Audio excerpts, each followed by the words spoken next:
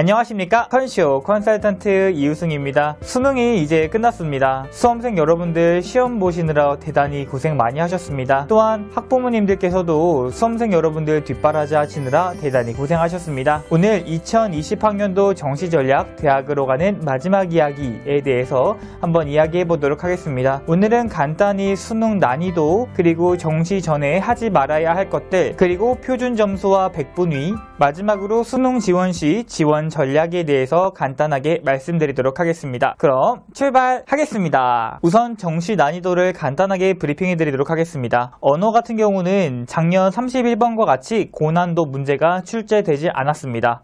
그렇기 때문에 표준 점수 150점이라는 기이한 점수는 더 이상 나오지 않을 것으로 예상됩니다. 수학 같은 경우는 6월, 9월 모의평가보다 조금 어렵거나 다소 비슷하게 출제됐다는 부분이 있습니다. 영어 같은 경우는 9월 모의평가보다는 조금 더 쉽게 출제가 되어서 1등급 학생들이 다소 많을 것으로 예상됩니다. 이번 연도 수능은 다소 쉽게 출제되었기 때문에 수시 최저 등급을 마치는 학생들이 다소 많을 것으로 예상됩니다. 또한 정시도 추가 합격률이 크게 돌지 않을 것으로 예상됩니다. 자, 이제 수능이 끝났습니다. 정시 전에 하지 말아야 할 것에 대해서 간략하게 말씀드리도록 하겠습니다. 제일 중요한 건 입시기관 배치표에 내 성적을 대입하지 않기입니다. 입시기관이라 한다면 인터넷에 유명한 사이트, 모 사이트 뭐 이런 것들이 있을 수 있겠죠. 하지만 그 입시기관 배치표를 절대로 믿으시면 안 되겠습니다. 우선 응시자 수가 많이 변화하게 되었는데요. 이번 연도 같은 경우는 50만 명이 채 안 되는 48만 명 정도가 지원했다고 합니다. 그러나 정시로 선발하는 학생들의 인원은 증가하게 되었습니다. 정시는 경쟁률로 대학을 가는 것입니다. 그래서 선발 인원과 응시자 수의 고려는 매우 중요하다고 할 수 있겠죠. 다음은 난이도의 변화입니다. 이번 연도 수능은 작년 시험보다 훨씬 쉬웠다는 말이 많습니다. 그렇기 때문에 작년 표준 점수와 백분위 점수보다 합격 컷이 높게 형성될 것으로 예상됩니다. 다음은 전형도 변화하게 되었는데요. 작년에는 수능 100%로 선발했던 전형이 올해는 수능 50%, 내신 50%, 혹은 수능 50%, 면접 50%로 이런 식으로 전형이 변화할 수 있기 때문에 이런 점 또한 유의해 주셨으면 좋겠습니다. 그 다음은 학과별 인원 선발이 변화하게 되었습니다. 작년에 30명을 뽑았던 학과가 이번 연도에 10명밖에 뽑지 않는다면 당연히 합격 컷 점수가 높아질 수 있겠죠. 이렇게나 변화가 많은데 지금 입시기관 배치표에 내 성적을 대입한다면 작년 점수에 넣는 것입니다. 올해는 당연히 작년보다 이번 시험이 쉬웠기 때문에 지금 입시기관 배치표에 자신의 성적을 넣는다면 합격률 90% 이렇게 나올 수가 있겠죠. 그러나 12월 4일날 수능 성적표를 받고 다시 대입한다면 추가 합격률 90% 이런 식으로 뜰 수가 있겠으며, 마지막 경쟁률 때문에 다시 한번 확인하려고 들어갔더니 서버가 터지거나 서버 터지는 거 겨우겨우 막아서 들어갔더니 불합격 90% 이런 식으로 형성될 가능성이 매우 높습니다. 이렇게 돈 주고 입시기관만 배부르게 하는 행동은 저는 반대하는 입장입니다. 심지어 작년 입시기관 배치표를 돈을 주고 판매하는 회사도 있는데요. 저는 더 이상 여기에 대해서 할 말이 없습니다. 다음은 경쟁률 무시하고 지원하기입니다. 수시 같은 경우는 학생부 종합전형이다, 면접이다, 뭐다 해서 대학교가 학생을 선발하고 있습니다. 그러나 정시는 학교가 학생을 선발하는 것이 아닙니다. 오로지 경쟁률만 가지고 학생들이 선발되는데요. 마지막 몇 시간 전까지 나의 경쟁률을 잘 확인하셔야 됩니다. 그리고 작년보다 경쟁률도 너무 높고 선발 인원도 너무 적다면 빠르게 분석하시고 다른 학과로 지원하시는 게 가장 바람직하겠습니다. 정시는 경쟁률로 대학을 가는 방법입니다. 이 점 꼭 유의하셨으면 좋겠습니다. 두 번째는 허수의 가능성입니다. 수시는 일반계고 5등급 학생이 서울대학교에 지원하지는 않습니다. 하지만 정시는 그럴 수도 있습니다. 왜냐하면 정시는 경쟁률 싸움이니까요. 특히 과도 상향이 발생하는 구간이 1등급 초반에서 1등급 중반 정도라고 생각하시면 좋겠습니다. 의대, 치대, 한의대 같은 경우는 충분히 그럴 확률이 높습니다. 아니면 재수하지 뭐 라고 생각하시는 구간에서 허수의 가능성이 상당히 많습니다. 그렇기 때문에 5대1이 정작 자신과 비슷한 학생들의 5대1이 아닐 수도 있단 말이 되겠죠. 다음은 추가 합격률 믿기입니다. 예를 들어서 520점 정도를 가지고 있는 표준 편차 점수 520점을 가지고 있는 대학교가 있을 수 있습니다. 그런데 520점 표준 편차에 300% 추가 합격률이 발생했다고 가정해 보도록 하겠습니다. 그러면은 521점 학생은 이 대학교에 안정적으로 지원을 할까요? 사람 욕심이란 게 참 그렇지가 않습니다. 그렇기 때문에 521점 학생은 아마 이 520점 학교에 지원하지는 않을 것입니다. 반대로 515점 학생은 520점 표준 점수 대학교에 지원을 할까요? 저는 그렇게 생각하지는 않습니다. 왜냐하면 이 300%라는 추가 합격률은 515점 학생만 보는 것도 아니고 521점 학생만 보는 것도 아닙니다. 모두 다 볼 수 있기 때문에 515점 학생이 520점 표준 점수 대학교에 합격하기라는 매우 어려울 수 있습니다. 520점 표준 점수 대학에는 520점부터 516점까지 아주 빽하게 학생들이 지원할 가능성이 매우 높습니다. 그렇기 때문에 515점 학생이 520점 표준 점수 추가 합격률 300% 대학교에 합격하리란 매우 어려울 수도 있겠습니다. 즉 추가 합격률 300%만 믿고 과도하게 상향 지원을 했다간 불합격될 가능성이 매우 높다고 할 수 있겠습니다. 자, 그러면 수능 성적표를 12월 4일날 받았습니다. 거기에는 표준 점수, 그 다음 백분위, 그 다음 아마 등급이 나올 겁니다. 표준 점수가 무엇인지에 대해서 간략하게 설명해 드리도록 하겠습니다. 표준 점수란 평균, 이 평균에서 자신의 성적만큼 떨어진 거리를 저희는 표준 점수라고 합니다. 대체로 원점수와 많이 비슷한 행보를 가지고 있는데요. 만약 자신이 작년 국어시험에서 월등한 성적을 받았다면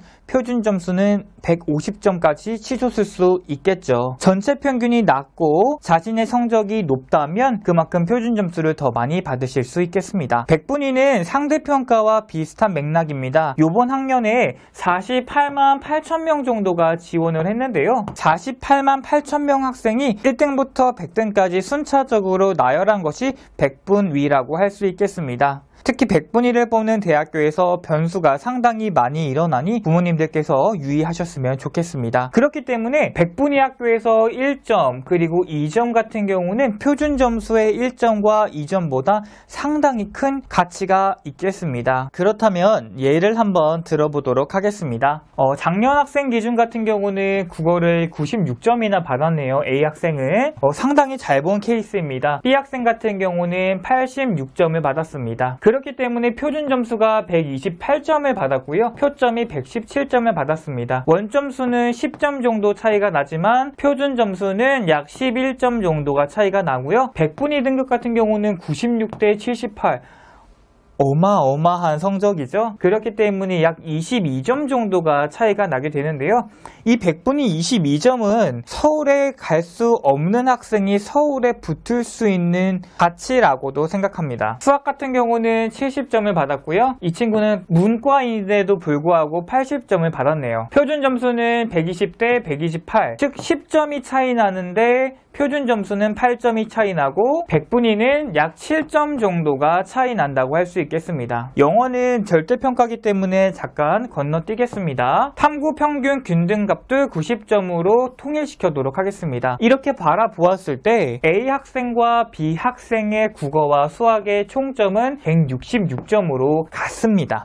하지만 A 문과 학생 같은 경우는 표준 점수가 248점, B 문과 학생 같은 경우는 표준 점수 245점 정도가 되겠습니다. 3점 정도가 차이 난다는 거죠. 백분위 점수 한번 보도록 하겠습니다. 백분위 점수 87점 대 백분위 점수 81.5점입니다. 중위권 대학에서 5.5 정도의 차이는 상당히 크다는 것을 알 수 있겠습니다. 그러면 수능 지원 시 기본사항에 대해서 간략하게 말씀드리도록 하겠습니다. 부모님들께서도 쉽게 하실 수 있으니 잘 보시고 공부하시면 좋을 것 같습니다. 일단 2019년 같은 경우는 10명을 뽑았네요. 근데 10명을 뽑았는데 있는데 경쟁률이 6대1이고 평균 점수가 90점이라고 합니다. 2020학년도에는 10명에서 2명이 줄었네요. 주명이 들고 경쟁률은 6대1로 동일하다. 이렇게 되면은 평균 점수는 91점에서 92 정도가 적절하다고 생각됩니다. 왜냐하면 같은 학과 같은 전형인데 선발 인원이 줄었다라는 것은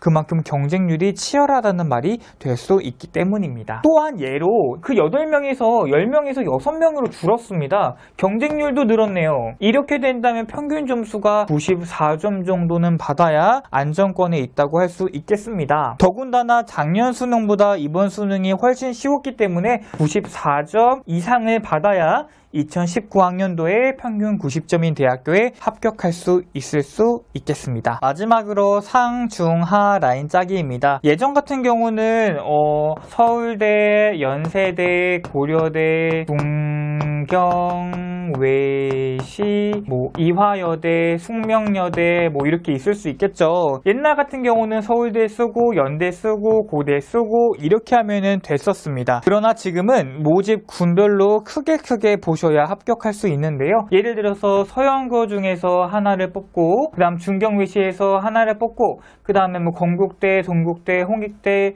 이런 식으로 군별로 가나 다군을 선발하셔서 지원해야 적정 수준의 3개를 다 넣을 수도 있습니다. 그리고 욕심내지 않기 매우 중요합니다. 누구나 다 좋은 대학에 갈 수 있지만 사람의 욕심 때문에 재수를 또 하고 또 재수를 하고 이런 상황이 반복되는데요. 욕심내지 않고 가나 다군 형성을 잘 하셔서 대학에 지원하시면 충분히 대학교에 잘 입학하실 수 있을 거라 판단됩니다. 자, 이제 마지막으로 가군, 나군, 다군에서 상중하 라인 잡기가 있는데요. 가군과 나군은 대학교가 상당히 많이 있는 편입니다. 근데 이 다군 같은 경우가 대학교가 많이 없습니다. 그렇기 때문에 이 다군에서는 변수도 많이 발생하고 추가 합격률도 상당히 많이 발생하는데요. 예를 잠깐 들어드리도록 하겠습니다. 만약에 가군에서 서울대가 있다고 치면은 서울대학교에서 조금 애매한 친구들이 나군의 연대나 고대를 지원할 수 있을 겁니다. 그럼 연대나 고대가 애매한 친구들은 중앙대에 입학할 수 있겠죠. 연대나 고대 같은 데에서 합격을 하게 되면 중앙대에서는 추가 합격률이 돌 수 있다는 말이 되겠죠. 그렇기 때문에 다군은 변수도 많고 추가 합격률도 많은데 대학이 별로 없다는 게 단점입니다. 그렇기 때문에 저희 컨슈에서는 다군에다가 하향을 잡지는 않습니다. 다군에서 상향과 중향을 잡고요. 그 다음에 가군과 나군에서 중 혹은 하 라인을 잡는 것이 저희 컨슈 가나다군 라인 형성 방법입니다. 오늘은 기본적으로 표준 점수와 백분위 그리고 수능 후 하지 말아야 할 것, 정시 전략 유의사항에 대해서 간략하게 말씀드렸습니다. 정시 전략을 잘 짠다면 백분위 5점, 표준 점수 10점 정도는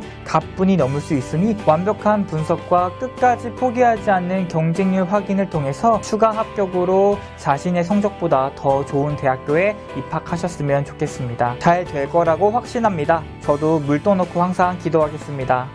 감사합니다.